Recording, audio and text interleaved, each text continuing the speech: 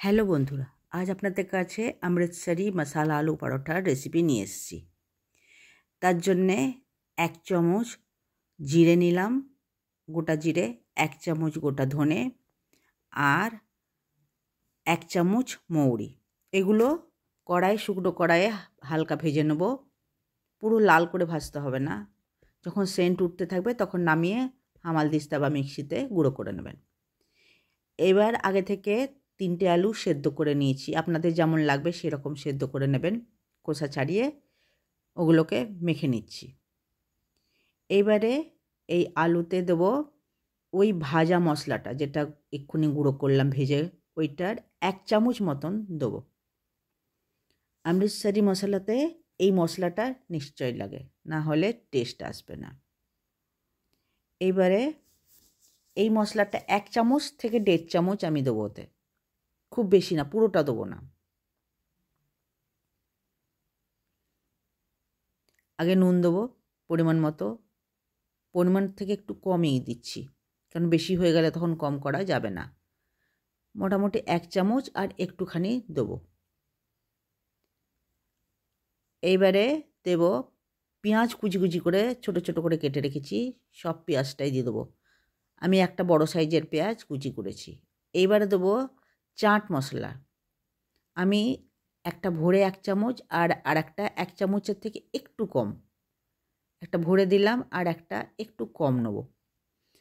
আর আমচুর powder নেব 1/2 চামচ। একটু টক চাই। আপনি যদি চাট মশলা বা আমচুর পাউডার না দিতে চান তাহলে এখানে লেবুর রসটা দেবেন। আমার এই সকালবেলায় লেবুটা গাছ থেকে তোলা ছিল না, সেই জন্য আমি আমচুর আর চাট মশলা এটাই দিলাম। এবার আগে থেকে কুচি করে রেখেছিলাম ধনে পাতা, এই ধনে পাতাগুলো দিয়ে দিলাম, কিছুটা রেখে দিলাম, ওটা পরে কাজে লাগবে। এবার এটা ভালো করে মেখে নেব। মেখে এটাকে সাইডে রেখে দেবো। এইবার আমি এরপরে ময়দা মাখবো।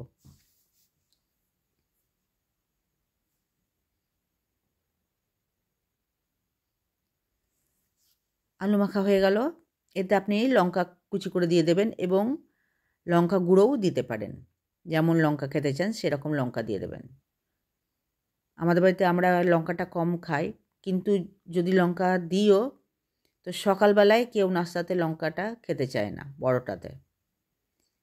এবার আমি আমার বাড়ির পরিমাণ মতন ময়দা নিয়ে নিলাম, আপনি আপনার বাড়ির পরিমাণ মতন ময়দা নিয়ে নেবেন।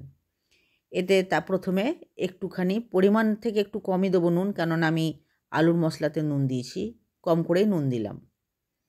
এইবারে জোয়ান দেবো 1 চামচ মতন, হাতে করে ঘষে নিয়ে ওতে দিয়ে দেবো। জোয়ান আর নুনটা মাখিয়ে দেওয়ার পর 3 থেকে 4 চামচ সাদা তেল এতে দিয়ে দেবো এবং ময়ামটা ভালো করে ময়দার সাথে মাখিয়ে নেব। তারপর জল দিয়ে ময়দাটা সেনে নেব। আমি ময়দা দিয়ে করছি, আপনি আটা দিয়েও করতে পারেন।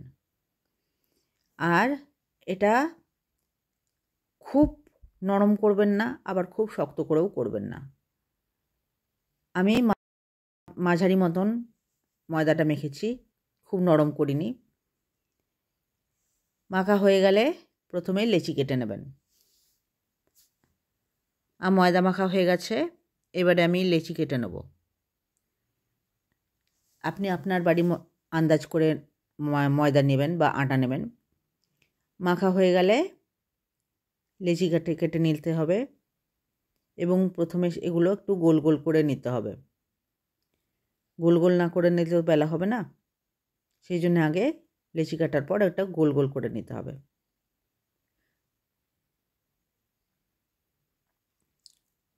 সবগুলো গোল গোল করে নেওয়ার পর আমি বেলবো।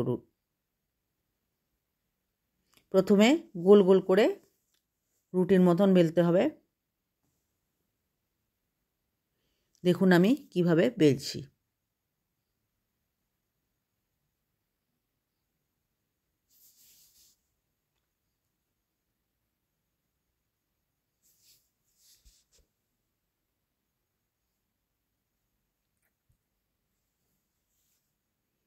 ময়দা নিয়ে তারপর বেলতে হবে।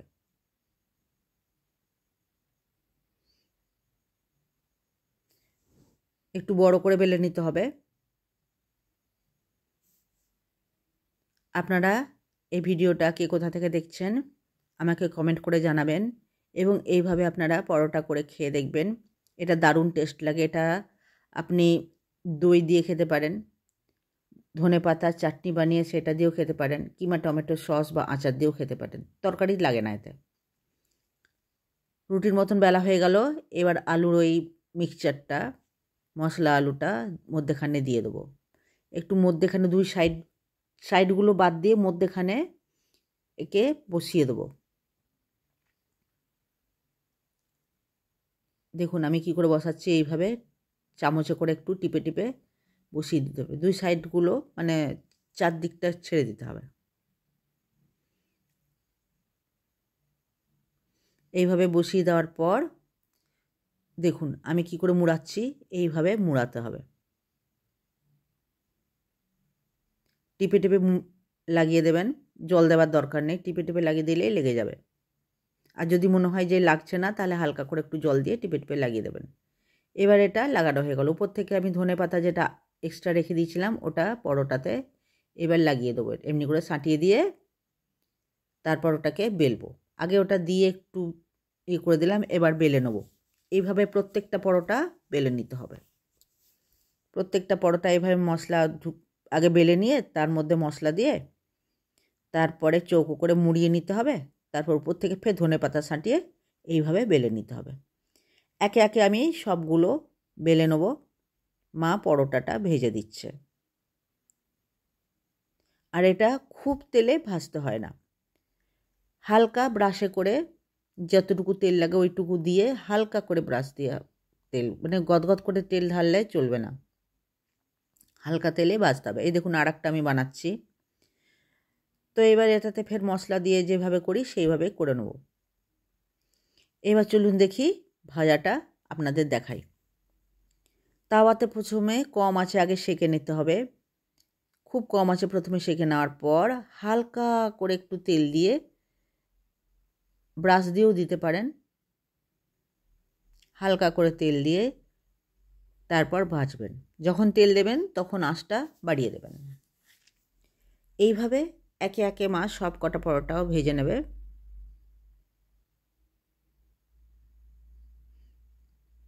আপনারা কি কোথা থেকে দেখছেন, আপনাদের এই রেসিপি কেমন লাগলো? যদি আমার রেসিপি ভালো লাগে তাহলে লাইক শেয়ার সাবস্ক্রাইব করে দেবেন। এবং আপনি যদি নতুন দেখছেন তো লাইক শেয়ার সাবস্ক্রাইবের সাথে সাথে পাশে থাকা বেলটাও টিপে দেবেন, তাহলে নতুন কোনো ভিডিও দেখলে সহজেই আপনার কাছে পৌঁছে যাবে। এই দেখুন একে একে মা সব কটা ভেজে দিয়েছে। আপনার কমেন্ট করে জানাবেন ভিডিও কেমন লাগলো। ভিডিও দেখার জন্য অনেক অনেক ধন্যবাদ।